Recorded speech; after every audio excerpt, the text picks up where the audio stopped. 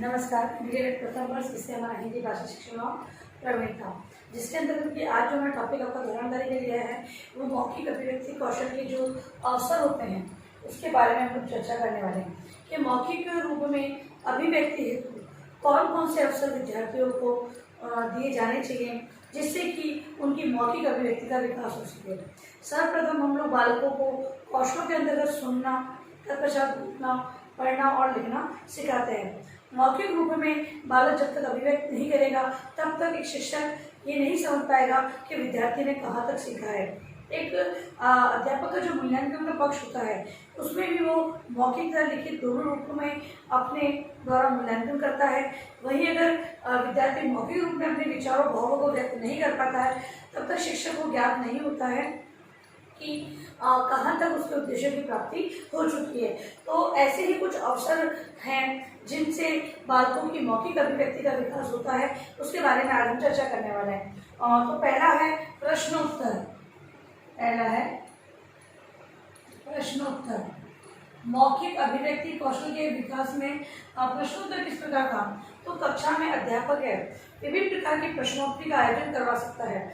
जैसे कि पाठ पढ़ाया गया है उसके बाद वो उससे संबंधित प्रश्नों को पूछ सकता है।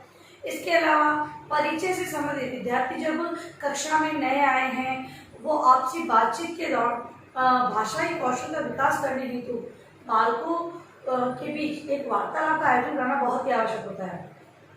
अब उस वार्तालाप को अध्यापक स्वयं विद्यार्थियों से करवा सकता है या फिर उसे वार्तालाप करते हुए कुछ प्रश्नों पूछ सकता है। तो इस प्रकार प्रश्नोत्तर पाठ के दौरान तथा अन्य किसी विषय पर भी आधारित हो सकते हैं। अगला है अंताक्षरी प्रतियोगिता। दूसरा है अंताक्षरी प्रतियोगिता। अध्यापक है अपने शिक्षण के दौरान कभी कभी कुछ ऐसे अपने अनुसार कुछ ऐसे कालास व्यवस्था करे जिससे कि वो बालकों के बीच एक अंतर्राष्ट्रीय प्रतियोगिता आयोजित कर सके।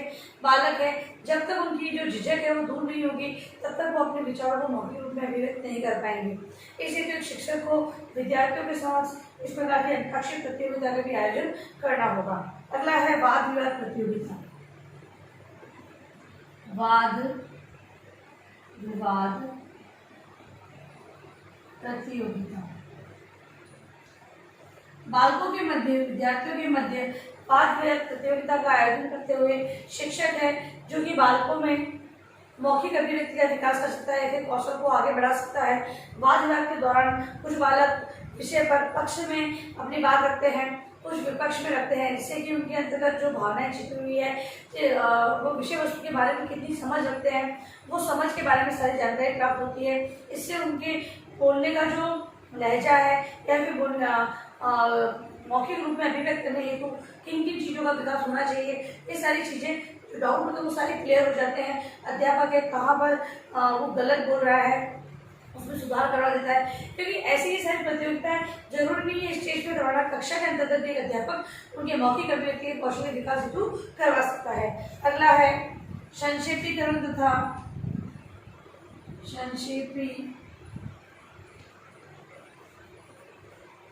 संक्षेपीकरण एवं विस्तारीकरण।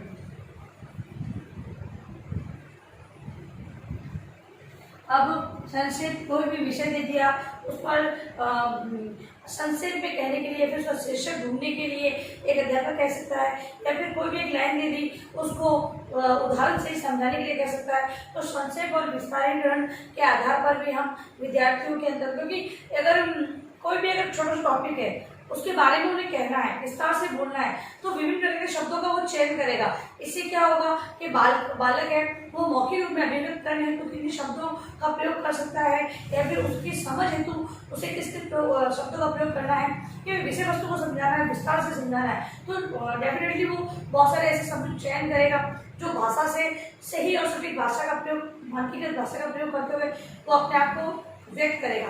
तो यहाँ पर विस्तारीकरण और संक्षेपीकरण का मौका देते हुए विद्यार्थियों के मौखिक अभिव्यक्ति का विकास किया जा सकता है। अगला है संवाद।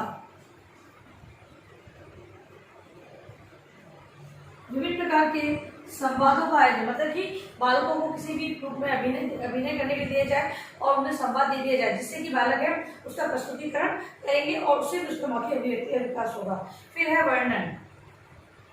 वर्णन के अंतर्गत किसी घटना का वर्णन करवाया जा सकता है, किसी मेले के दृश्य का वर्णन करवाया जा सकता है, किसी भी ये कहें कि कोई भी और विषय वस्तु हो सकती है जिसके आधार पर वर्णन करवाया जा सकता है, वर्षा ऋतु से संबंधित कुछ बातों का वर्णन करवाया जा सकता है। तो इस प्रकार से हम ये कह सकते हैं कि वर्णन के आधार पर भी हम बालकों की झिझक को दूर करते हुए उनकी मौखिक अभिव्यक्ति कौशल का विकास हम कर सकते हैं। अगला है सांस्कृतिक कार्यक्रम। सांस्कृतिक कार्यक्रम विद्यार्थियों के मध्य सांस्कृतिक कार्यक्रमों का आयोजन करवा के, सांस्कृतिक कार्यक्रम होता है, बच्चे भाग लेते हैं तो अध्यापक से भी मिलते हैं, विभिन्न प्रकार के विद्यार्थियों के सहयोग से जो कार्यक्रम का आयोजन होता है। तो यहाँ पर बालक आपस में बात करते हैं, उनकी झिझक दूर होती है तथा वो अपनी संस्कृति से जुड़े हुए सारे विषय वस्तु है उसको जानते हैं, संस्कृति से जुड़े हुए रीति रिवाजों को समझते हैं। अब यहाँ पर अगर जो उनकी समझ विकसित हो जाती है तो वो मौखिक रूप में अभिव्यक्ति उसे कर पाते हैं। कहानी कथन। कहानी कथन हम देखते हैं कि कहानियाँ बच्चों को बहुत पसंद होती है। कहानी को छोटे बच्चे, आजकल 2-2.5 साल के बच्चे भी छोटी कहानियाँ हैं वो अपने शब्दों में व्यक्त करने का प्रयास करते हैं, क्योंकि कहानियाँ हैं, चुटकुले हैं या फिर कहें बाल गीत है, बच्चों को बहुत ही अच्छे लगते हैं। अब यहाँ पर कहानी के माध्यम से भी हम लोग उनकी मौखिक अभिव्यक्ति का विकास कर सकते हैं। धीरे धीरे कहानी वो छोटी छोटी कहानियों को बोलेंगे, कहीं पर भूलेंगे, लेकिन समय रहते आगे धीरे धीरे से उनका विकास होगा। उनकी आयु योग्यता के अकॉर्डिंग वो क्या करेंगे, आगे जाकर उस कहानी को किस प्रकार बोला जाता है वो सारी समझ उनके अंदर आ जाएगी। अगला है कवि सम्मेलन। कवि सम्मेलन हम लोग विद्यालय स्तर पर ही छोटे छोटे प्रोग्राम जो करवाते हैं उसके अंदर कवि सम्मेलन का आयोजन कर सकते हैं। इसके अलावा बाल सभा होती है, उसमें कवि सम्मेलन का आयोजन किया जा सकता है। बालक है विभिन्न प्रकार की कविताएं तैयार करते हैं, कोई भी विषय दे दिया जाएगा, विषय पर आधारित कविताओं का वो चयन करेंगे तथा स्वयं याद करके समझ करके आएंगे तथा उसे किस प्रकार प्रस्तुतिकरण किया जाता है। एक बार अगर मान लो बालक ने सही प्रस्तुतिकरण नहीं दिया है, लेकिन दूसरे बालकों को देखकर, अध्यापकों को देखकर जहाँ पर सुधार अपेक्षित है वो सुधार करने का प्रयास करेंगे। अगला है अभिनय। अभिनय होता है, बातचीत होता है, कायिक होता है और सात्विक होता है। हर प्रकार से हम लोग अभिनय को करते हैं। अब बालक है वो अभिनय को करने हेतु विभिन्न प्रकार के संवाद, जिस प्रकार की वेशभूषा को धारण करते हैं उसी प्रकार से वो कहने का प्रयास करते हैं। अगर जो पात्र होगा उसके अकॉर्डिंग ही वो बोलने का प्रयास करते हैं। तो यहाँ पर भी एक तरह का विद्यार्थी सीख रहा है कि किस प्रकार मौखिक रूप में अभिव्यक्ति की जा सकती है।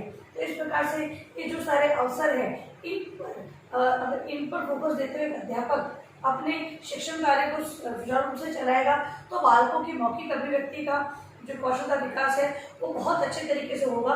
और इसलिए एक अध्यापक को इन सभी अवसरों को अपने शिक्षण में सम्मिलित करना चाहिए तथा विभिन्न अवसरों पर इस प्रकार की प्रतियोगिता है, ऐसे कोई कक्षा में ऐसा माहौल बनाना चाहिए जिससे कि बालकों की मौखिक अभिव्यक्ति का विकास हो। अध्यापक है स्वयं बालकों से बातचीत करे। इसके अलावा तो छोटे बालक होते हैं उनसे उनका नाम पूछना, परिवार से संबंधित विभिन्न प्रकार की जानकारी लेना, इससे कि बालक है वो ये देखेगा कि अध्यापक उसे बात कर रहा है, अध्यापक को समझेगा, अध्यापक उस बालक को समझेगा कि कहाँ पर उसको परेशानी आ रही है, उस परेशानी को दूर करेगा। तो निश्चित रूप से एक बालक का मौखिक अभिव्यक्ति का विकास सही समय पर होगा, क्योंकि नींव से यदि अगर वो सही बालक सही प्रकार से व्यक्त नहीं कर पाएगा तो आगे जाके उसे समस्याएं होगी। क्योंकि जो भाषा है उसका मौखिक रूप हमारे पास सर्वप्रथम में आया है, तत्पश्चात हमने उसे लिपि में बांधा है। तो एक बालक को मौखिक रूप में अभिव्यक्त करने के लिए मानकीकृत भाषा का प्रयोग करने के लिए ही हम औपचारिक शिक्षा दे रहे हैं।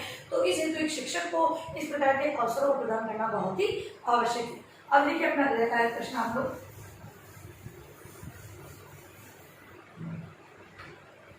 आपका गृह कार्य है मौखिक अभिव्यक्ति कौशल के अवसरों को स्पष्ट करें। ठीक है, ये है आपका गृह कार्य प्रश्न, जिससे अनिवार्य रूप से आप अपने उत्तर पुस्तिका में लिखेंगे। तथा इस जो महामारी का दौर चल रहा है, इसमें आप लोग बहुत ही ज़्यादा केयरफुल रहें। 3 बातों का आप विशेष ध्यान रखें। मास्क लगाएं, सोशल डिस्टेंस रखें तथा हाथों को बार बार सैनिटाइज करें।